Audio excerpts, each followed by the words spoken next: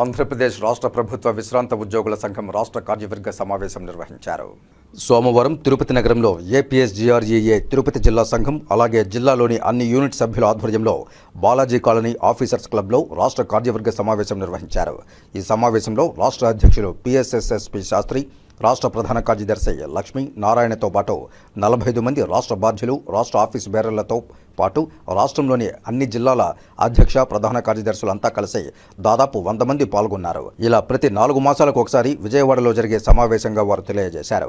ఈ పర్యాయం తిరుపతి నగరంలో నిర్వహించే అవకాశం లభించడం ఎంతో సంతోషదాయకమని హర్షం వెలుబుచ్చారు. గత 4 మాసాల్లో సంఘం పెన్షనర్ల సమస్యలపై తీసుకున్న చర్యలపై వివరించడమే కాక వివిధ జిల్లాల ప్రతినిధులతో పెన్షనర్ల సమస్యలపై చర్చించి పరిష్కార మార్గాలతో తీర్మానాలను ప్రకటించారు. ఈ ప్రభుత్వం రావడంలో మాది కూడా భాగస్వామ్యం ఉంది, మేము కూడా భాగస్వాములమే అనేటువంటిది చాలా ఇదిగా మేము చెప్తున్నాం. భాగస్వాములే కాబట్టి మాకు వాళ్ళని అడిగేటువంటి అర్హత కూడా మాకుంది. కొన్ని డిమాండ్స్ కూడా మేము ప్రవేశపెట్టి ఆ డిమాండ్స్ని కూడా మేము వాళ్ళని అడగడానికి మేము ముఖ్యంగా ముందుకు వస్తున్నాం. ముఖ్యంగా 12వ పిఆర్సీ 11వ పిఆర్సీ పూర్తిగా మాకు అన్యాయం జరిగిపోయింది.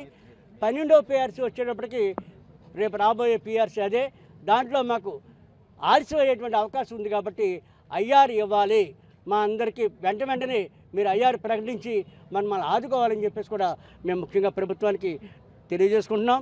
అలాగే ఎడిషనల్ క్వాంటమ్ అనేది గత పిఆర్సీలో మాకు తగ్గించేశారు.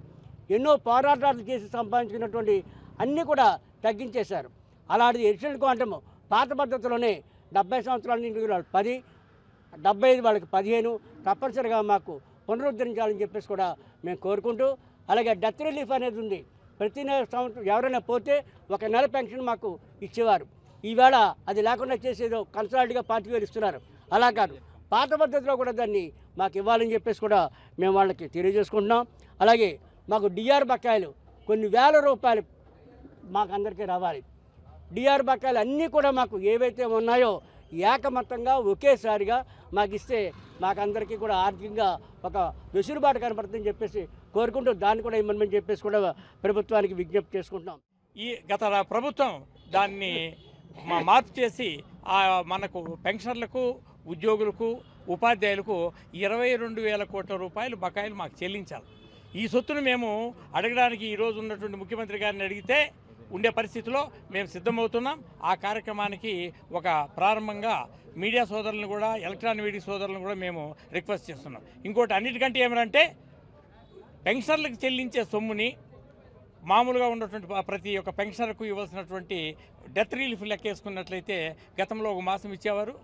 ఈరోజు కేవలం 25,000 రూపాయలకే పరిమితం చేశారు. కాబట్టి మేము ఇప్పుడు నూతన ప్రభుత్వాన్ని కోరేది ఏమంటే ఖచ్చితంగా మాకు ఇవ్వాలని. ఇప్పుడు తమిళనాడు వాళ్ళు పెన్షన్లకు సెక్యూరిటీ కింద ఒక కొత్త పథకాన్ని ప్రవేశపెట్టారు.